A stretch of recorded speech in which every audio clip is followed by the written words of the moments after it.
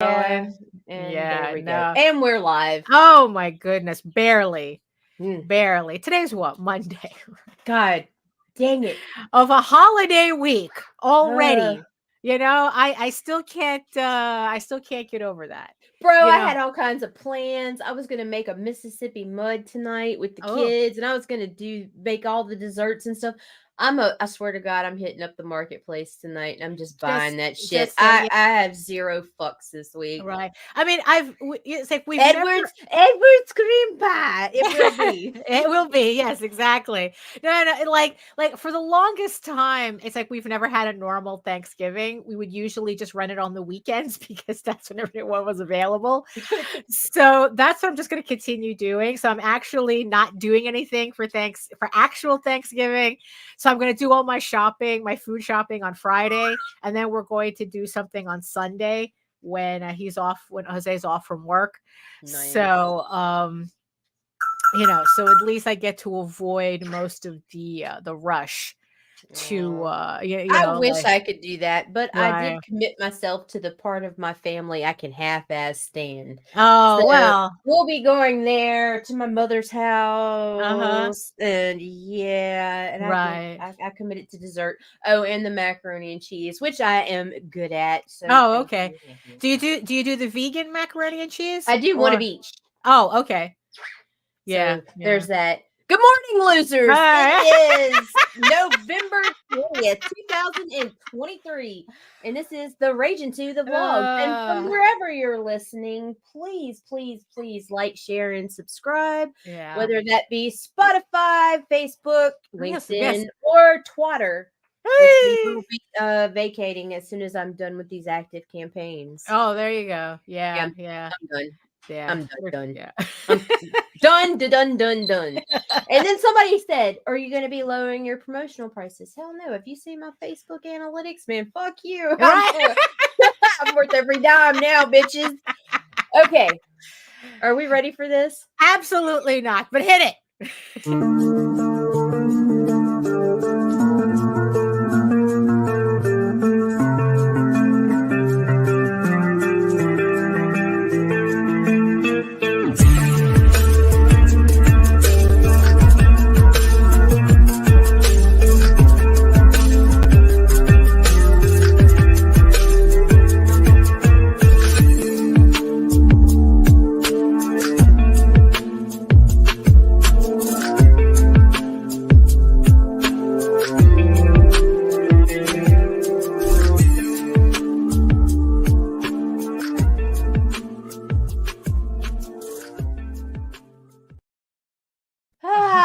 Welcome to the show starring us two dumb bitches who cannot compete with the great Brian K. Morris or Nicholas no, Locker. absolutely not. So I will sit here and talk to ourselves until their peoples show up. I will concede to that. Yes. I know that Nicholas did apologize on Facebook for like having his show run over hours. And I go, look, people could always catch us on the replay.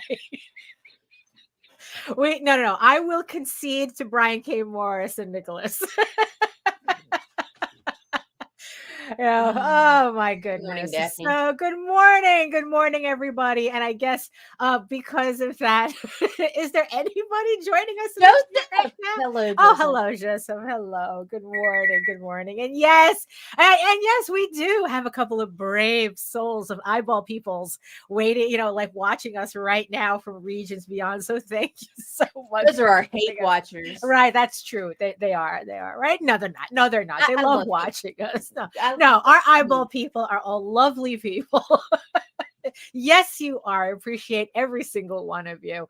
Thank you so much for joining us this morning. And if you are watching us from Facebook, if you're watching us from Twitter, come on over to YouTube and kind of keep Joseph company in the chat. Facebook has a tendency to disconnect from us, and Twitter doesn't even allow us to look at your comments, to see your comments at all. So if you want to kind of get in on whatever January 1st, 2024, we won't even be there. Oh, well, oh, there you go. Even better. So there you go. So, so it's like, yeah. So if you want to have a conversation with us, whatever Morning, topic Jody. that we just happened. Hey, Joe, come on over to YouTube, join the sexy people in the chat and keep us company. Yes, and LinkedIn, we still don't know what to do with you, but thank you anyway for showing up. We're actually streaming there this morning. Right. And just to remind everybody, we are also on Spotify. So if you prefer to listen to our nonsense on the go, Spotify will take care of you. Thank you so much. And yes, and I guess what do they do on Spotify? Do they click little stars or something? Oh, I don't know what the fuck they do. Oh, I just go over there and put the MP3 on there. I know that it runs live the day after, so we're never live on Spotify. We're delayed by a day. So today's stream will be on there tomorrow, and Fridays on Saturdays. And it's programmed to go at 11 a.m. Oh, that's good. That's good. Oh, remember when we were retarded enough to try to do this every day? Oh my God. Yeah. Yeah. God. No, it's like, it's, you know what? It's like, that's what happens when you kind of like get into a habit and you don't pay attention as to why you're doing it. Well, I know why I was doing it now. Looking back, it was Meredith just trying to get me out of my comfort zone, as far away from my comfort zone as she could. And it just became a habit. And so it just kind of stayed that way. And then until Jose was like, why do y'all do this? And we're like, and I'm like, wait, yeah, why do we do this every day? So you can catch us the next day on Spotify. And before I get too deep into my thoughts right now, hello, everyone. My name is Daphne Lage, and I'm a cartoonist, illustrator, and comic book artist from New York. I have been self-publishing comics since 1992, and you know what that means. Are you not entertained? Are you not entertained? Is this not why you are here?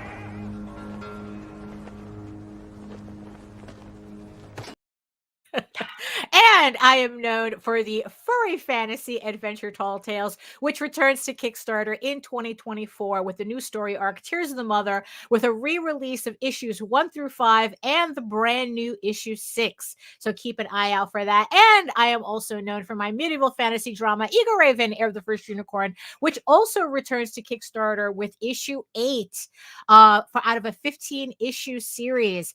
So there's a lot going on in 2024. So also keep an eye out for that as well. In the meantime, you can read both my comics online at eagleworks.com, EGOWORKS, and Tall Tales Online. That's TAILS. Jesus, it would help if I spelled it correctly. TAILS online.com. And you can check out all my videos on how I make my comics here on YouTube at Daphne Lage Art. That's LAGE, which also simulcasts through the Indie Comics Network. So to tell you more about it, here's Nita. Yep. My name is Nita Lanning, and I have a channel on YouTube, and it's indiecomicsnetwork.com, and they have comics and stuff. And where can you find it? indiecomicsnetwork.com. It's .com. Cut. It never grows old. Or at least for me, it does. Oh my goodness. Yeah. So yesterday, I don't know. It's like I guess we were both in kind of a mood yesterday. Because so if you missed yesterday's Sunday show with Jose, with JD Talking Comics on a Sunday with JD Calderon, a very NPR sounding title. Every time I say it.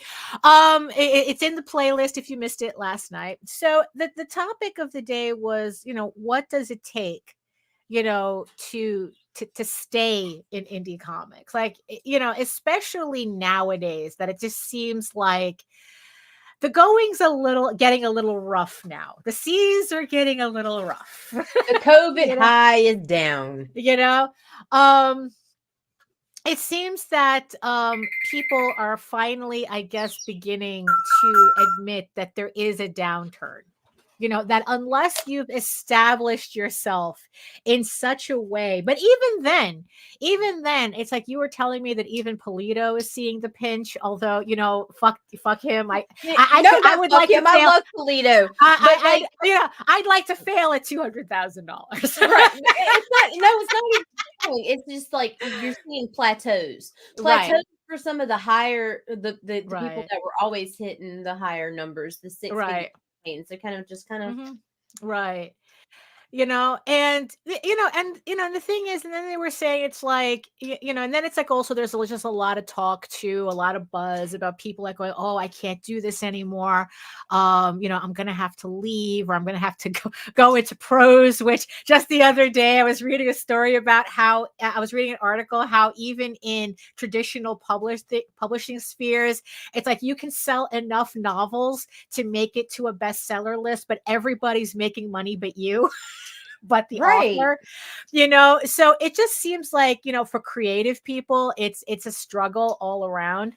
And then it's like, then the question that was really coming up, last night is, okay, what does it take to keep doing this, and I had compared drugs. I had no. Oh, sorry. I had kind of compared it to a marriage where it's supposed to be for better or for worse, right?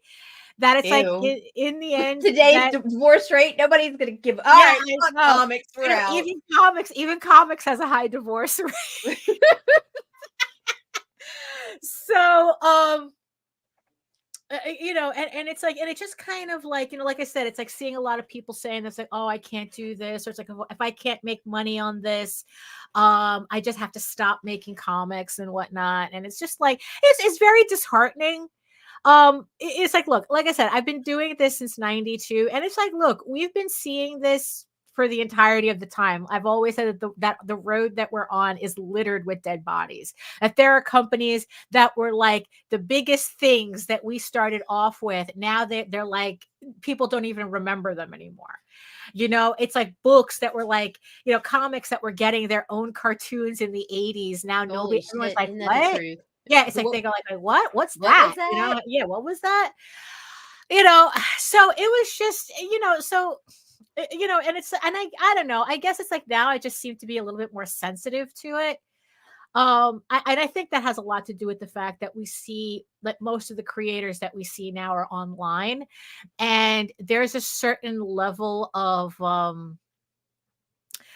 it's not exposure, but I guess just like how people just openly self-reflect online, where it's like, they're what, to put it bluntly, they're putting all their business out there for everybody to see. Oh, for sure. When before it's like the only way that we would know people left is if we go to conventions and they weren't there anymore, right. So it's like before it was a little bit more in your well, I think like now is technically more in your face because everyone's like kind of like whining online. I mean, I don't know. That sounds really bad. It's like because some of them are. It is literally a titty baby fuck fest. I'm sorry. Like it really is. And it's just, I don't know. And it's just like, I don't know. Yesterday I just got put in a mood because of it, especially it's like, since Rosario had to bring up, it's like, oh, did you it's like, did you what are your plans for your IPs after your death? And honestly, it's like, I remember when we did the episode, we're not the peenies, so I don't know. Yeah, exactly.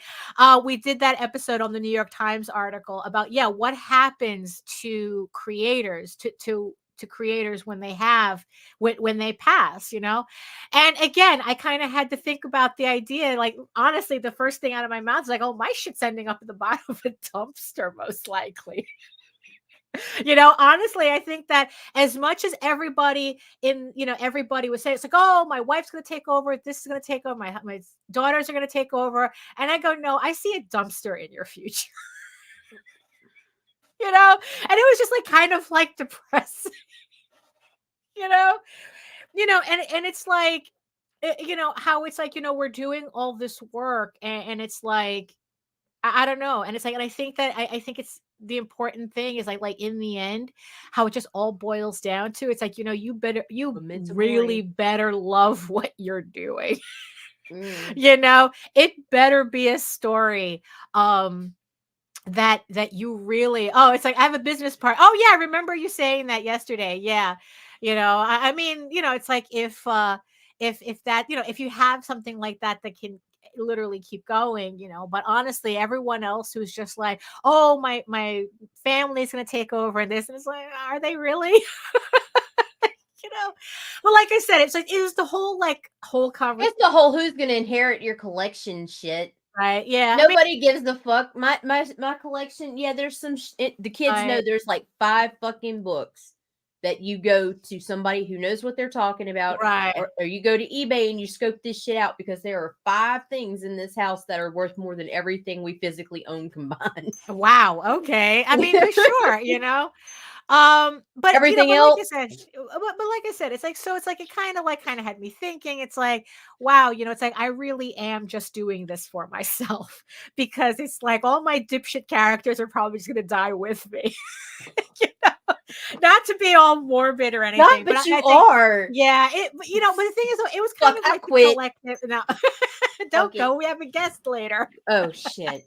Oh yeah, that's right. We got the Wolf Daddy hanging out. Right. Maybe we should call him Wolf Dad. At least Wolf Dad doesn't sound as. No, I like Daddy. I like Daddy because it makes people uncomfortable. It's kind of like the difference between butt dial and booty call. Fuck. I like it's Daddy. Very similar phrases, but they both mean very, very different things. But I like the level of discomfort. I like the unease. No, let's not make Rob uncomfortable. Don't make Rob uncomfortable. But we'll have, so Rob Multari will be joining us in about 15 minutes. So I figure I'll depress everybody in the meantime. God, right? But yesterday, like I said, it kind of put me in a mood, and that's the thing. And it's like, and I was thinking, it's like, you know what? It's like, yeah, if you really are going to stick with indie comics for the long haul, you really have to love this. Right. Because you know what? Because if you only love it when it's making money, you're not going to survive, because there's always going to be the not making money part, and if you don't, so it's like, the people who say that it's like, oh, if it's not making money, I can't do it. And it's like, I can't do my dream. Now, in the context of comics, the people who say it's like, oh, it's my dream until it stops making money. And then it's like, well, then technically it's not your dream, is it? No. It's just a monetized hobby that you can just abandon and take up macrame afterwards. I mean, it's macrame's hard. It is. It is. That I didn't know that macrame was. I guess it used to be a sailor's pastime.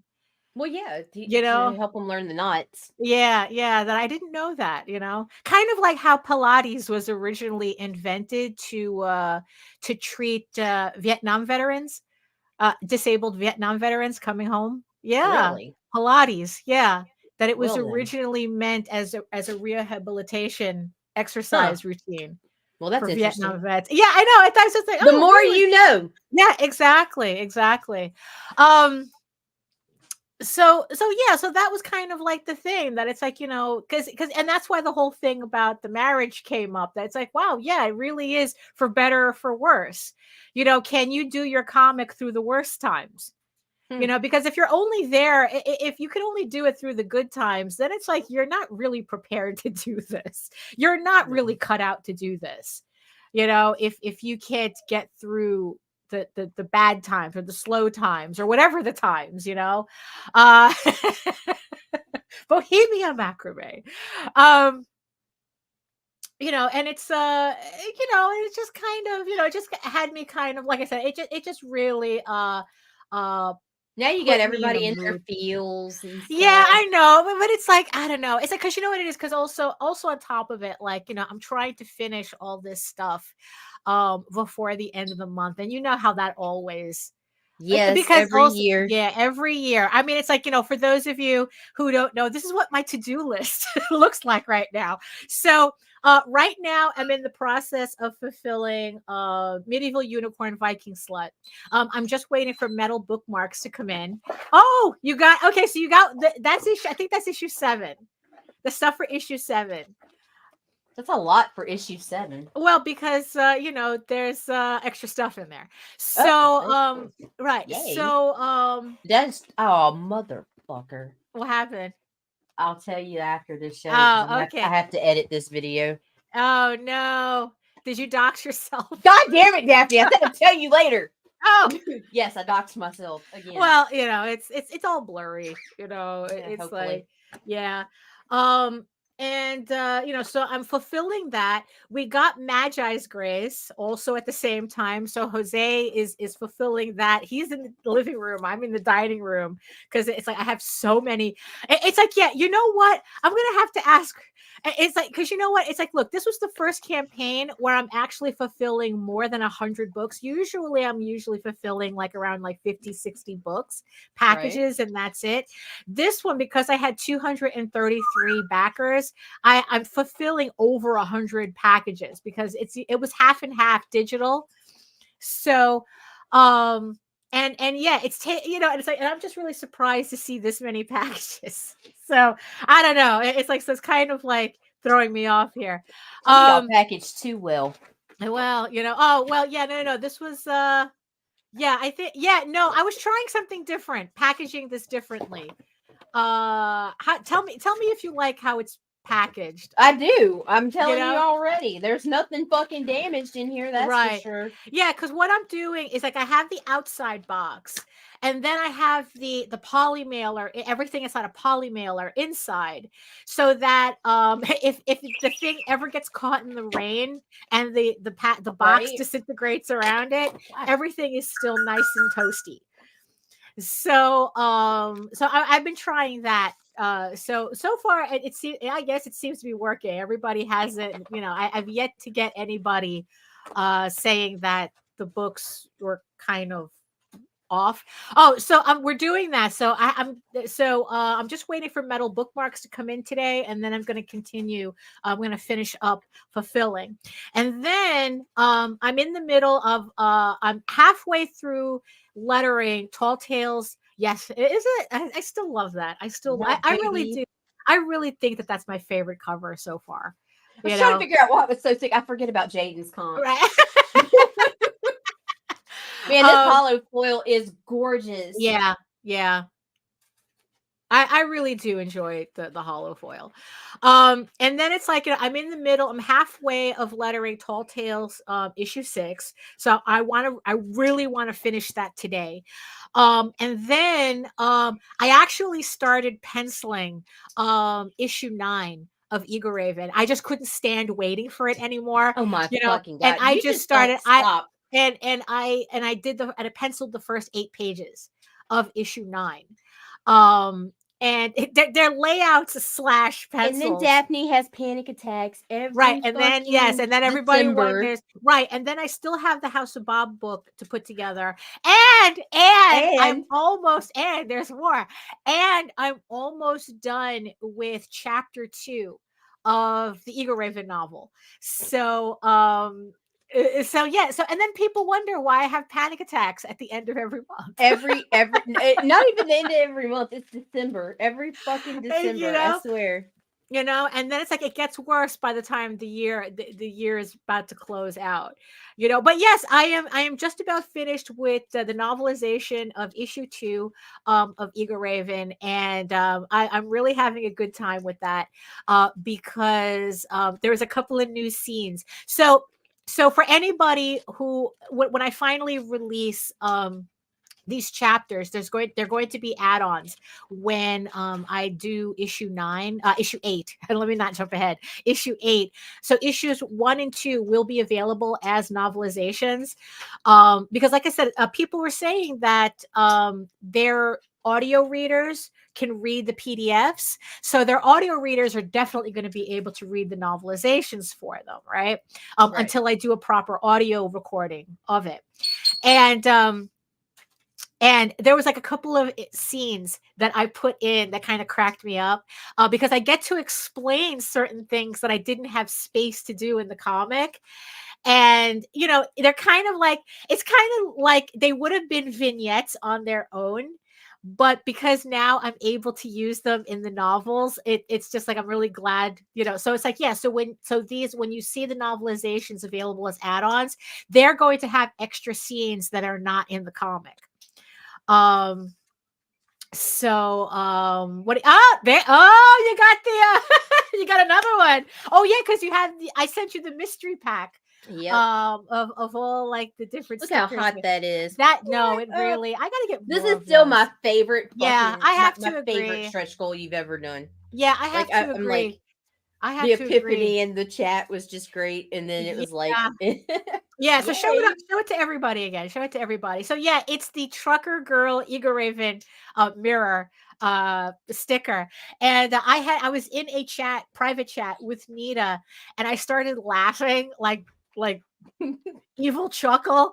And I told Nita, it's like, you're not gonna believe what I just made right now. You know, and literally from it started from I had the sketch at the beginning of our chat, and by the end of the chat, I was already on a sticker app ordering ordering the sticker because I was just like inspired. So yeah, I think that was a pretty good Absolutely. Good, you were like so OCD, Daphne. I know, you know. So did you cut all the corners of the trading cards, or did they come like this? No, I did it. But That's what I I thought. did that at Baltimore Comic-Con. Oh, okay. That was when I was at Baltimore Comic-Con, bored out of my Daphne loves mind. the round edges. And I had a corner rounder. And to pass the time, I was rounding corners on every piece of paper that was in my booth. My fucking God. Every single goddamn thing. It's like if you put a card on my table, you need rounded corners. Oh my God. All my business cards had it was that's the business cards everything have rounded corners. You know, everything has rounded corners because that's just how it was at Baltimore Comic-Con. Yeah, it was not well, I mean, I was happy to have met everybody there, but sales wise or anything, it wasn't a very good show. They should not have it was a very good networking show. Yeah, but the fact that they held it on the same weekend as a Small Press Expo really killed it. Was they split the audience. Yeah, and it was incredible. It was very noticeable. And what's funny is that the people who went to SPX were complaining about the same thing. You know, yeah. So I don't know if I'll you know, I don't know. It's like also it's like just doing conventions. I'm just not cut out. I'm too old for that shit. I literally am. Just the thought of having to do another one, it's like, oh, you know, I'd rather just be glued to my chair. Yeah, I'd rather just be glued to my chair and finish up all the work that I pile up for myself. You know. But the thing is, though, I do have to admit, though, I am very happy having the first 8 pages of Eagle Raven issue 9. It felt very cathartic. It did. It made me, because I was a little worried for a little bit, because originally my plan was to do 9, 10, 11, and 12 starting September, but September didn't exist anymore. Remember that, you know? Yes. So we're in November, and I was really worried that I hadn't started like any layouts for the next trade paperback. Right. And I figured, you know what, let me just do something. So then I ended up doing the first 8 pages of issue 9. And it's like, okay, all right, I feel better now. You know, it's like I kind of have an idea on how long it'll take me to do this book. And it's like, I'm still debating whether to just go penciling through or finish each issue, because I do have volume 2 that I have to release. Right. But me and Krista are planning it's still up in the air because her schedule is a little, you know, like she's not completely sure about her schedule for her volume 2 of her novel. And I want to save the trade paperback to be able to do a crossover with her, because I think that the trade paperbacks will do better as a crossover with her novel than it did with Medieval Unicorn Vikings. Plus the title will be normal. Yes. Yeah. So I'm still kind of holding off on that. But if I get issue 9 done, there's nothing saying that I can't just release issue 9 on Kickstarter first, you know, and kind of just like postpone the trade paperback until, you know, we can do that crossover. So That's the parrot. That's the parrot. Remember, for everybody who are hearing weird noises in the background, I do share my office with an African gray and 2 parakeets, and especially every time I go live, the parrot has something to say. So, yes, because I was there for a week and he didn't make a goddamn sound. Right, because we weren't live. Because we weren't streaming. That's why. So we do have Rob Multari in the background, waiting patiently. So what do you want to do? You want to do a bump and then come right in, or you just want to just watch this? Okay. Hey, Rob, you ready? There we go. Ah, there we go. Oh, oh, very nice. That's new. No, wait, who did that? Was that Rob? You didn't do that? I didn't do that. No. Nita, how'd you do that? I don't know what the fuck happened. I'm just high as fucking wow, that was cool. Wow, where'd the fire? I mean, you saw. I mean, I wasn't hallucinating the fireworks. StreamYard added. I don't know because that was like pretty. That was hold on. Nope. No. Well, that was trippy. That was great. Maybe you have to be an invited guest. Maybe so. Right. Yeah, but that was but you saw the fireworks, right? Everybody saw it. Nobody's hallucinating here. Okay, that's good. That's good. Except for maybe Nita.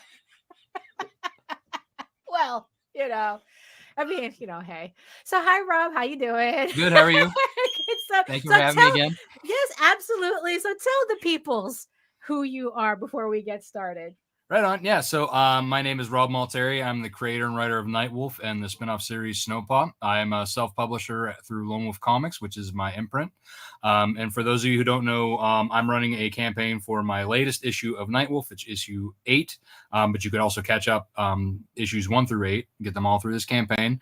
Nightwolf is a story about a young man who finds out that he's born a werewolf and gets thrown into a supernatural war against demons, witches, vampires, and other werewolves. Right, as if high school wasn't tough enough, right? Yeah. I do have to admit, I mean, the concept of Nightwolf is really what attracted me to the series, aside from Carlos Herrera's artwork. Yeah, he has that effect on people. Yeah, so I mean, the whole idea of it's like like I said, as if high school wasn't tough enough, and then to find out that not only are you part of a werewolf clan, but everybody around you gets all weird because of it. Yeah, it's the fan. Yeah, so this is issue 8. Which congratulations. I mean, it's always nice to see people reaching those milestone numbers. Because I mean, for the longest time, it always felt like, like nobody could make it past issue 2. and here you are at issue 8. Now how many this is actually pretty nice. I like that. How many issues is Nightwolf going to be for everybody who is just seeing this for the first time? So the first story arc is 12 issues. Mm-hmm. So we're kind of like the second third now, and then we'll be moving into the from 9 through 12 will be coming in. I mean, this is like really like where like a lot of the build up has been kind of like really, finally get to explode. Right. But yeah, so this is a 12 issue story arc, but it's planned to be an ongoing series. So I have plenty of stuff planned out and, ready to go in my head, and I just have. Oh, that looks familiar. Well, since we're here and we're talking about it. Yes. Well, no, but finish your thought first, and then we'll talk about So, basically, I have plenty of things planned out and ready to go. Issue 13's already been started. Oh, very nice. I just have to, once I get to the point where I'm like, oh, I should probably start writing again on this. Right. Because issue 12 is done already. Oh, so I'm already, that's already sitting and ready to go. Like, wow. As Carlos is going, he's just boom, boom, boom, boom. Wow, so you really, okay, so you are ahead of yourself. It's not Yeah. like you're releasing issues as you finish. No, yeah, that's Snowpaw. Snowpaw is Right. kind of like on this, by the seat of my pants. Right. Oh, okay. Well, no, but that's good though. Okay, so there you go. So not only is the issue done with the campaign, so I'm assuming that how long will it take for people to get their books after the campaign is over? So I am planning, as long as everything goes well and printing comes in on time and not ruined, like my last campaign. For those of you who don't know, my issue 7 fulfillment was kind of messed up. Oh no! Pages were sticking together not once but twice, so I had to do 3 prints.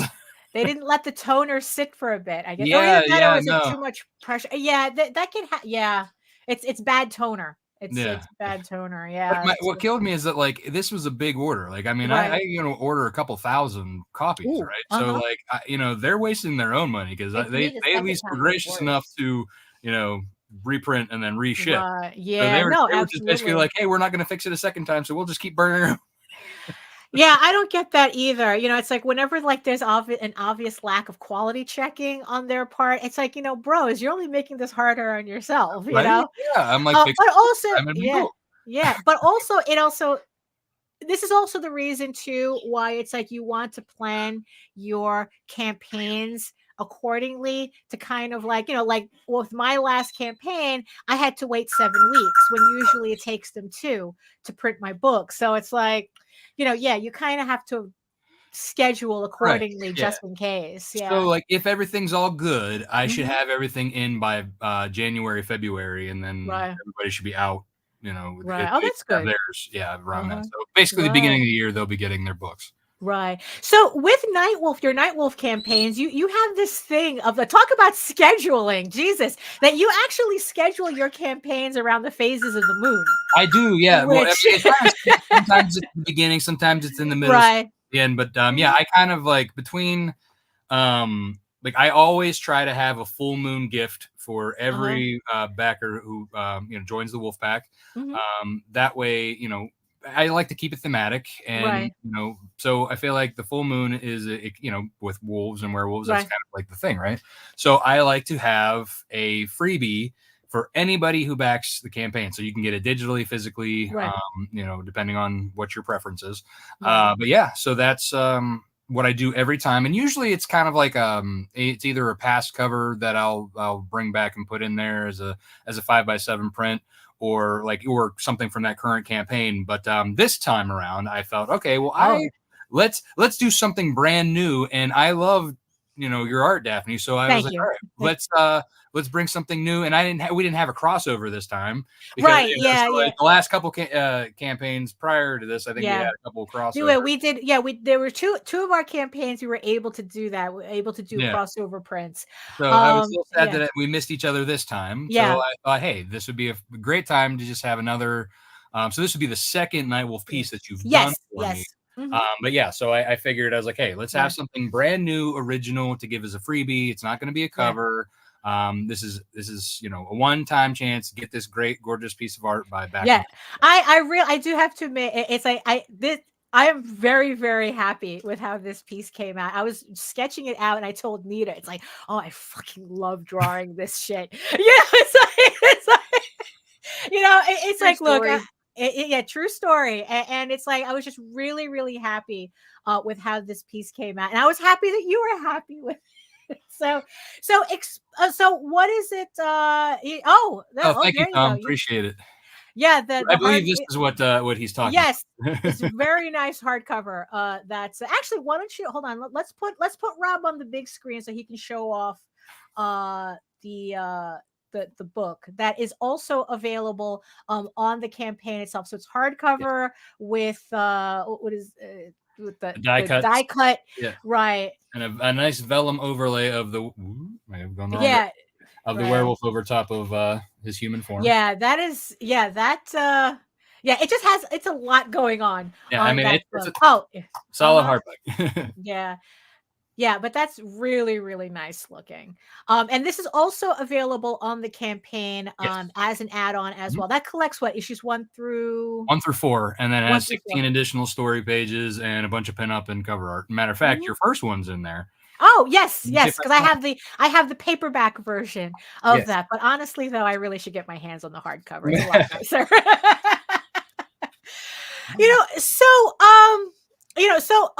So for the special print, so what do people have to do in order to get that print in their order? Oh, yes, that is yes, we've come a long way. We've come a long way. So yes, to get the special print, all they have to do is back either at a physical or a digital pledge. That's all you have to do. That's it. That's it. And is it timed? Like, do they have to pledge on that particular day, or? So right now, so I just announced it on my page, but I haven't announced it anywhere else. So this is kind of like the official announcement. Right. So you have 1 week to back this, because the 27th is the full moon.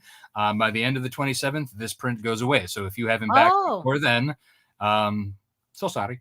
Oh, there you go. So okay, so you have until the 27th, until the full moon, for it to pick up that print. So there you go. Right. I mean, very nice, right? It's still a lot of planning, though. You're looking at the astrological charts. I mean, honestly, like I have the calendar of like every month when there's going to be a full moon. So if I'm not running a campaign, I'll like send a discount code or something. Right. It's like you're there with the star chart going, it's like here's the full moon, but Mercury is in retrograde. It's not a good idea. Now the thing is, though, we started the show talking about, like I said, I was kind of like talking about Jose's show last night, where he was bringing up kind of like these, excuse me, but even the birds, even the bird doesn't want to talk about this. Yeah, exactly. Now the thing is that we've always said from the very beginning that you are that studying your campaigns, that's a master class in Kickstarter. I mean, your first campaign actually failed, but did it really? I mean, because you learned so right. You asked for $20,000 on the first campaign, which failed, right? But the thing is, though, from your subsequent campaigns, you've actually learned from that, and now it's like that's. You kind of averaged out making that type of money that you kind of failed on the first campaign. Trying to get. Isn't that ironic? No.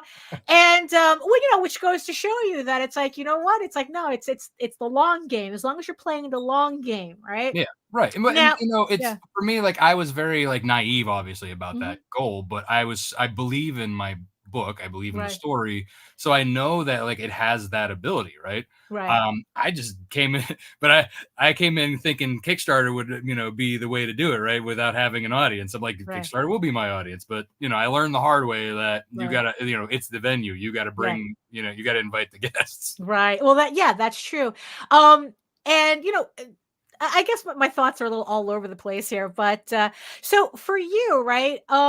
So obviously it took a while for you to build your Kickstarter audience, but the thing is, like, you already had an audience at conventions. Like, you were doing conventions before then, right? Well, not before the first Kickstarter. So that was actually before I started going to cons. Matter of fact, that the cons were kind of like, that was like a plan to do once I had the books in hand. Right. That Kickstarter was way before anything was even printed. The first issue hadn't even been finished. Right. Which I learned that lesson the hard way. So I make sure all my books are finished before I go, because I don't like that stress. No. But yeah, so cons were okay. I finally, like, when I was done with the campaign, it took me a minute, but I picked myself up and I started doing freelance work to pay for the rest of the book and pay for the printing. So that took me some time, because I think the campaign ended in May of 2016. I finally got the book in hand in September 2017. So it took me that long to like get back on my feet, pay for everything, and then have a physical, copy in my hand. At that point, I was like, well, what the hell am I going to do now? Right. So I was like, well, there's a local con called the Steel City Con that they do 3 times a year, and the December show was coming up. So I was like, oh, well, I'm going to see if I can get in and get a table there. And I was the first time I ever at a con. I had filled my table with prints and posters from like cover art, character design. I had made a banner, had a nice little setup with my books, my one book, my stack of books. I took 100 with me, not knowing how much I would sell.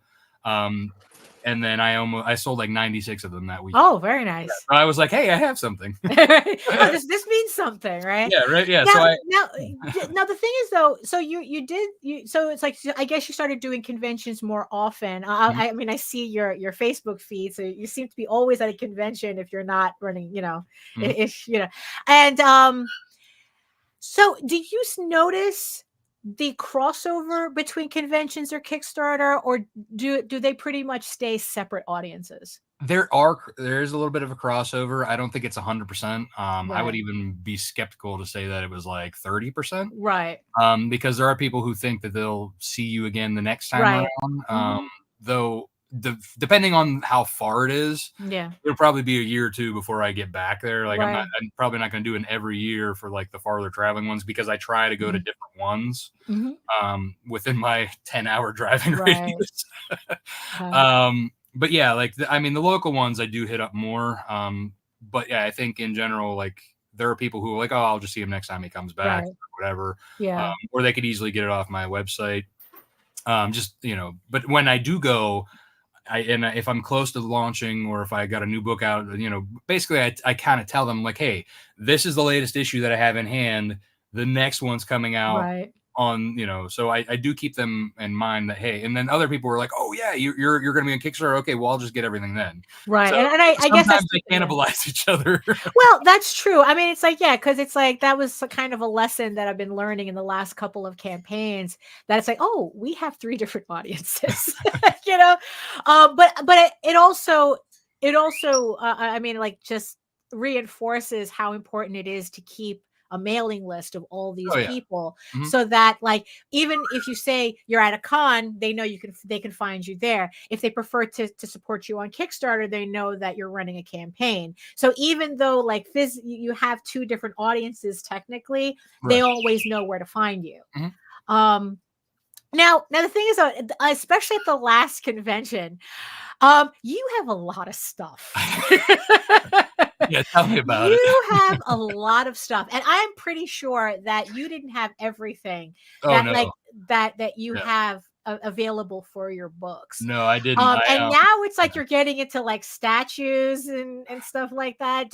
Can you show? Do you have the statue near you that you can show? Of course you do. Of course you do. Beautiful. Oh, holy shit. Nice. Snowpaw prototype too. Oh my are they to scale to each other? Oh yeah. They're scaled to each other. That is. I have to buy a hardcover, and I have to buy those. Right.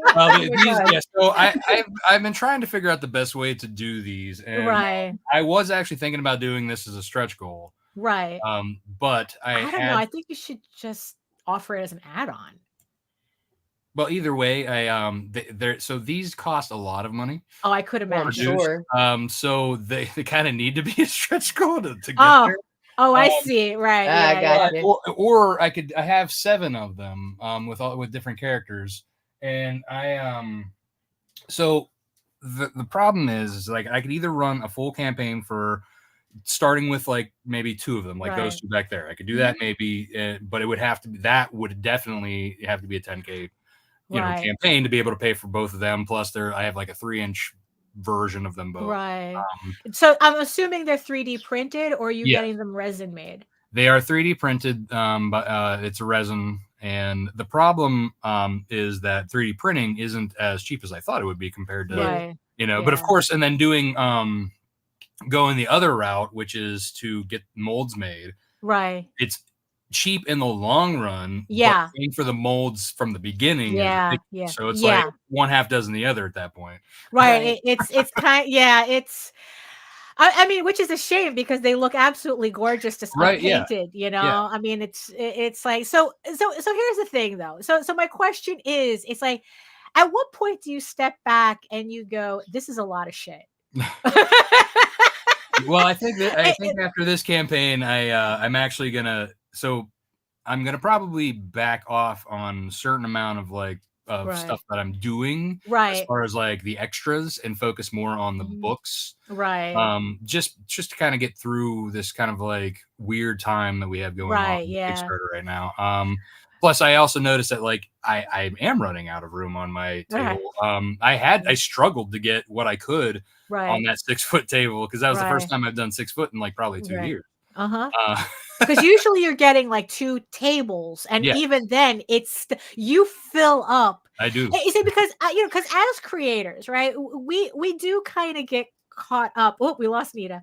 We do kind of get caught up and like, oh, this is cool. Let's do this. Let's do that. And it's like, it's very like I was looking at acrylic keychains and I was looking at acrylic standees again. And it's like because and it's like especially since a bunch of companies have come out that kind of make it a lot easier to make these things, especially out of China.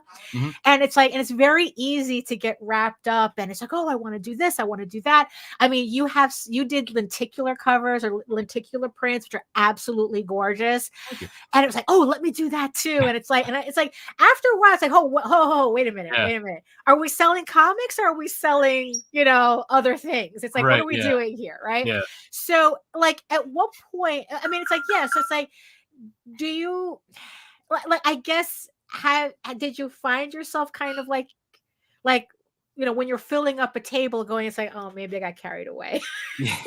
When you're filling up those 2 tables at a convention, like if like for somebody who's like kind of like wanting to get into that, what would the merchandise be that you would recommend the most if you had to narrow it down? Yeah, I would definitely say the best things that I try to keep at my tables no matter what. Obviously the books themselves. Prints. So I do 11 by 17 poster size and 8 by 10 prints. Have those at your table, whether they're in a book for people to flip through. Which ones sell better? 11 by 17s or the smaller ones? I get a combination. Like it depends on the okay. Yeah, I mean, really, I'll like some people will be like all about the 8 by 10s. Other people are all about the poster. So, yeah, it does. It depends. And so those are definitely musts. I usually carry my die cut stickers with me. So those are always definitely. I mean, those are $2 for one of them, and they're like 4-inch size. Those are always good. I always sell those. I wouldn't say that apparel is a good idea unless you have a great hookup. But I do sell a lot of apparel, t-shirts, hoodies, sometimes hats. The beanie. Yeah. Nita loves her beanie. I love my beanie, but my husband's fat head, his fat chemo head stretched it out because he's bald now. So he's cold. So he steals my shit. And now I go to put on my Lone Wolf Comics beanie and it like sticks out like fucking mush mouth from I'm like, oh, no. Man, fuck. Okay, so the beanies are good.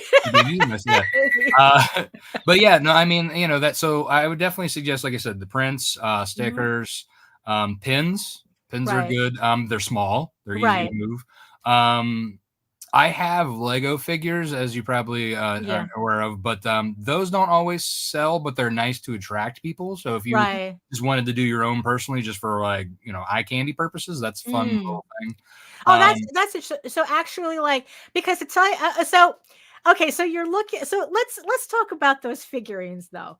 I mean, because honestly, that is something that I would love to do, but at the same time, it's like it's so impractical.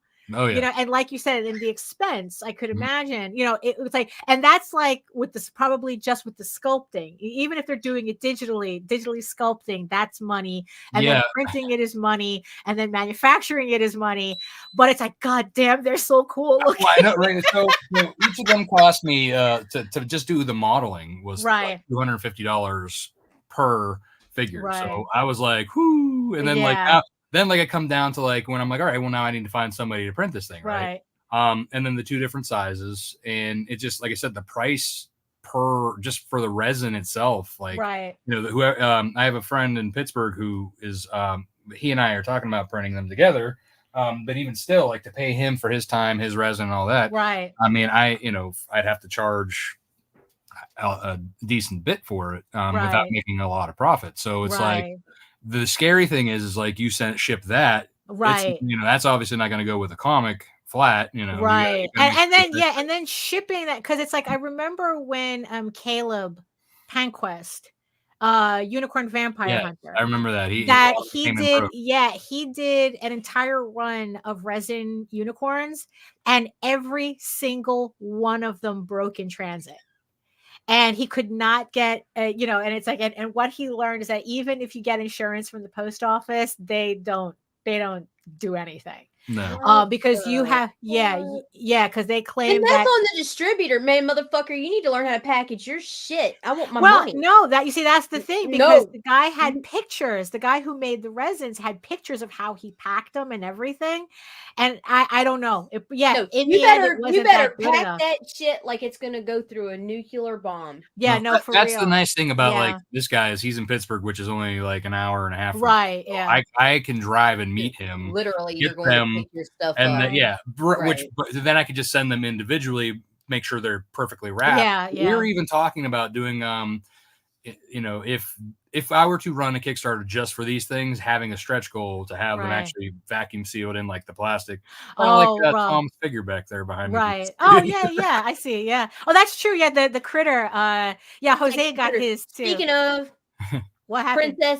Princesses is live. Oh, okay. Princesses vs. Zombies. Yes, Princesses vs. Zombies is live. Is that one of Tom's projects? Yeah. Yep. Oh, okay. It just went live on Saturday, I believe. Oh, there you go. Okay, so I guess Nita will put the links in the show notes along with Nightwolf in the show notes. So really quickly though. Okay, so you've done like all these campaigns already. You're going through the water slide that is Kickstarter. I mean, do you agree with the assessment that people are seeing like some kind of correction going on? Like, how are you pivoting? If you think that there's something going on Kickstarter, like how are you bracing yourself for it? I mean, so I do feel like that, like this campaign compared to like my last few Nightwolf campaigns, and I'm saying Nightwolf and not the kids book, not the Pudgy. I'm actually talking straight Nightwolf. Mm-hmm. So like between issues 5 through 7, and then this one is what I'm referring to. I can definitely feel that there's some. Not so much because there's obviously interest. I have over 300. Oh no, absolutely, yeah. I think that though, I can feel like my usual methods and pricing and stuff that I even feel like I've actually I dialed down still. I apparently haven't dialed down enough. Like for example, my highest 2 tiers should be well over $1,000 for both of them because of the amount of variant covers that come with it and all the swag and all that stuff. But I limited a cap. I put a cap on them. Right. Like so that way it could still be affordable. Though, and shipping, obviously, like I've kept my books, like for example, my standard issue is still $15, free shipping in the US. And then then all my shipping to the, internationally are like shave $5 off, so it's like $5 less than what it would actually cost at this point in time, because always... Oh yeah, and especially now the closer we get to the holidays, I think they're raising the prices on they're doing the surge pricing on the post office. So that's why I'm like, I feel like a lot of the stuff I've done is reasonable, especially from what I've done in the past. It's very reasonable still, though I do feel like people right now my highest backed tiers are the $15 physical book, which is most of my returning backers, which is expected.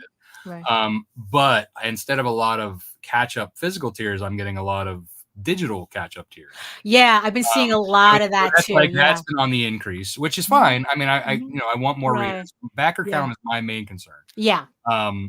Though if there's certain things that I can't do if I don't hit the certain funding amount. That's kind of the trade-off, isn't it? It's like having like backers is technically the most important number, but of course I understand that you need to make a certain financial goal as well in order to accomplish certain things. Right. Yeah. So that's I definitely have been feeling it this campaign. I also, this is the first time that I've done 4 in a year. I've also this is the first time ever doing it starting and ending in November. Usually if I go into November, it's because I started in October. So I feel like this time of year has been also a little bit of a, thing.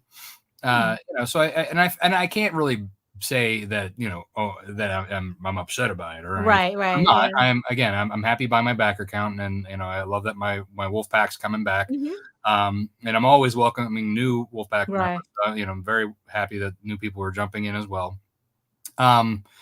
But yeah, I think the time of year is a little iffy. This is the first time too that like I've done it over Thanksgiving. I was like little like hesitant about that, but then I was like, well, I am going to offer discounted tier prices on certain tiers and on original art for Black Friday through Cyber Monday. So I am going to do a little bit of that for the high end tiers and high end like stuff. So I'm going to take advantage of that. Okay. Yeah, exactly. So I figured I was like, well, let's use it. If it's going to be there, why not? Right. And it's kind of like something that people are like looking out for anyway. Right. So. Exactly. You might as well play that game while I'm there. Right. Well, so really, I guess one last question because we're hitting the top of the hour. But the thing is, I think that, so over like kind of knowing what you know now, right, and looking over your, I guess, your campaign career as of now, would you have done anything differently? Like before, like when the first one that failed, or probably from from the beginning to end. Like when you look over the whole thing, right, and you're going and you're kind of like developing your future strategy based on what happened and what worked and what didn't. It's like, is there anything different that you would have said, oh, I probably shouldn't do that anymore, or shouldn't do that anymore, or maybe like this worked, but it's like, is there anything like overall? Do you see like what did the tea leaves say for you? That's kind of what it is. When you look at your campaigns, what did the tea leaves say? So from the get-go, from the very beginning, I should have built my audience up more and actually did an email list from the get, which I did not do until well after being into Comic-Cons. Which was my big whoopsie. Right. Yeah. Like I had a 10-year span that I didn't grow my email list at all. So I regret that too. So that's my very first from the beginning. So overall, looking at things, I think what I would have done a little more consistently, I probably would have been, I would have had a certain like variant count from the beginning instead of like later on having things run out and then have to do different variants later on. I probably would have had a more consistent run with, so that I had them all together all at once instead of doing a lot of things in my last campaign. I had a bunch of like extra covers that I threw in there for but besides that, I think the main thing, and that I might try out, if not the next Nightwolf, maybe Snowball, because that's next. I'm kind of debating that. Maybe I'll do that as a test run. But a lot of people have been asking this campaign more so than usual. How can I get the different variants, because they're not in the add-ons, they're only in the select curated tiers. Oh, okay. So I've been hesitant to do that because BackerKit handles add-ons way smoother, way easier than Kickstarter, because you can take all of your add-ons from like previous BackerKits and just import them in. Boom, they're already done, right? Kickstarter, you have to redo them right. It's very tedious. All the images and then do all of this and all of that. You know what I mean? So I'm very hesitant to put all of the variants in as add-ons. Because as we go, it's like, that's a lot of shit you have on your table, right? Well, that would make also like, you know how now the way they do their add-ons, like when you pick your pledge and then there's like a list of add-ons that are available. It'll be never ending. Well, that's what I'm saying. They'll be scrolling for days. Like, so I'm very hesitant to do that because of it. But I feel like I've also, people haven't backed because they're like, oh, well, I want to pick and choose what I want instead of. So like if Kickstarter would get their shit together and actually do a better version of add-ons and where you can pick and choose your add-ons without having this long list of like categories or something. I mean, like I like the idea of BackerKit's platform because they're able to do that, but I'm also not going to jump ship from Kickstarter to that. Like, my audience is here. And the way their algorithms works, it also helps in our favor, right? Whereas like over there, they haven't quite figured that out. Like it's like if you put them together.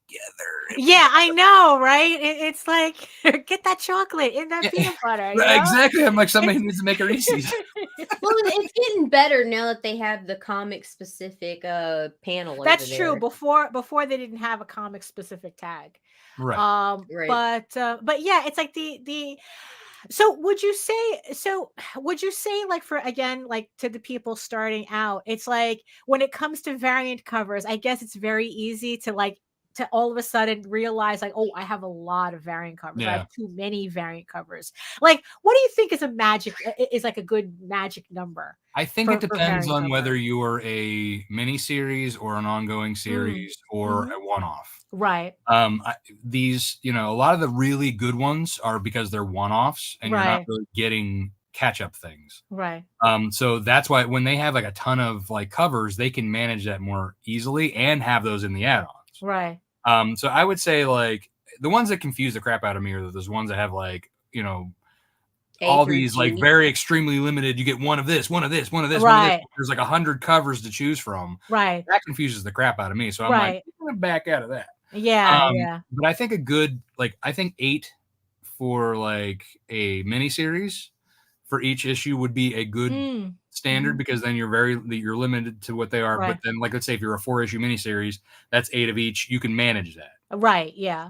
Whereas I'm now have like 8 of each with 8 issues plus then so I'm like 10 issues deep with 8 variants and it's like yeah, no, I mean it's like with Medieval Unicorn Viking Slut. I mean it's like I ended up with a total of like 50 variants and I'm never doing this again. Because it's like I had like the main images, which I think was around like 7 or something, but then I had like all the different like foils and, and all that, and it's just like, and it was just like, yeah, let's not do that again. Like I could barely manage the main covers. Well, it's very hard to manage, and then like figuring out like the system like to then fulfill that. Right. It's a lot. So like for me, like that's why I do limited print runs of regular books for the most part. And then I have like the metals and I have the lenticulars. I don't go very far out into the specialty stuff. I tried playing with glow in the dark. That didn't work very well because, I had to dump half the books because the glow in the dark was peeling off. Oh no. Yeah. So I was like, well, let's not do that again. Oh, that's awful. Yeah. But yeah, I mean, I don't like experimenting too much with variant types of papers. Yeah. I've been sticking with the things that I know works. And like I said, doing limited print runs. And that's why I do that. Right. And then once it's gone, it's gone. Right. Well, there you go. And unfortunately, speaking of gone, we're already a little past the top of the hour. I mean, we could have kept going on and on, but unfortunately, you heard my to-do list before, so I got to get back to that. Okay. Aside from Kickstarter, where can everybody find you? Yeah, you can find me at Lone Wolf Comics on Facebook, Twitter, Instagram. TikTok too, but I'm not very active there. I'm an old man trying to figure that out. I mean, I know. I know. It's like I see TikTok. It's like, yeah, I'm too old for this. So yeah, you can find me there, or at Rob Malteri, Facebook, Twitter, Instagram, or whatever you call Twitter now. Right. And lonewolfcomics.com is my regular website. You can go learn more about the characters and my titles there. And then you can go. And you can go to lonewolfcomics.com/Nightwolf and get yourself some catch-up tiers or the latest issue on the Kickstarter. There you go. Pick up that gorgeous hardcover. And get that, and also don't forget you have a week. Right. That gorgeous print by Daphne. Oh, yes, absolutely. Yes, you get that print of mine as well. Yes, because like I said, I really had a lot of fun doing this. It was very I look, true story. I was drawing it. Love doing this. I have a look. It's my thing. What can I say? So Nita. Well, what? Give me a minute. And I'll be right back. Oh my God! Really? Just give me a second. Yeah, give me a second. Fuck! Why does she do this to me? She okay, so I have no final thoughts other than I'm high as fuck. But this campaign looks great, and I'm excited for you. Thank you. I appreciate it, and I appreciate all your help and sharing it out there for me. Oh, I appreciate everything you and Daphne and you all do, and I appreciate you having me on. that, you know, I love being able to come on and chat with you guys. You are I unfortunately Jose was leaving a lot earlier for work than I expected. Okay. Yeah. Like, give me abandonment issues, man. Like, I'm trying not to even talk until I get my tips in. Well, do you have final thoughts? Any final No, thoughts? not anymore. You fucking okay. forced me out. Oh my goodness. So thank you everybody in the chat for joining us today. Thank you, my beautiful eyeball people, for also joining us. And again, thanks again to Rob Multari for coming on the show, putting up with our nonsense, and also offering that great print that I did for him as well. So a fun time was had by all. If you want to learn more about me and my artwork, and you know, including the Night Wolf print, you can head on over to my main portfolio site at egoworks.com, EGOWORKS, where you can find links to all of my galleries and social media sites, but I mostly post to Facebook. If you are interested in seeing sketches and current work in progress updates and whatever live updates I may have running at that moment. And remember that you can also check me out on YouTube as well on my channel, Daphne Lage, Lage Art, for 500 plus videos on how I make my comics and my artwork, and also my semi-weekly art live streams on Wednesdays at 4 p.m. Eastern. I'll make sure to run one this Wednesday right before Thanksgiving. 2 hours of me just yapping and drawing at the same time. Join me in the chat, and we could just like have a fun time doing that. And remember, you can also read Ego Raven, Heir the First Unicorn, for free. Catch up on the series before it goes live in 2024 for issue 8. Uploading every day, Monday through Friday. But if you prefer your fantasy to be more of a furry Lord of the Rings adventure, that you can also catch up on before it goes live in 2024 as well, head on over to Tall Tales. That's TAILS online.com.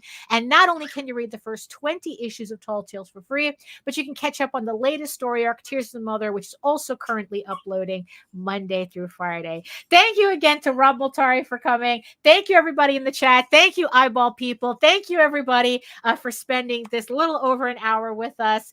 We will see you. Like I said, I will have a stream on Wednesday, and we will back on Friday again to do this all over again, because why not? We have nothing else better to do, apparently. And remember, in the words of the ancients, eat your food, moisturize, mind your business, and do the work, because when you actually do the work, you never have to fake any of your accomplishments. And draw more Viking werewolves, everybody. You want to make me happy? Draw more Viking werewolves. So, thank you so much, and we'll see you next time. Toodles.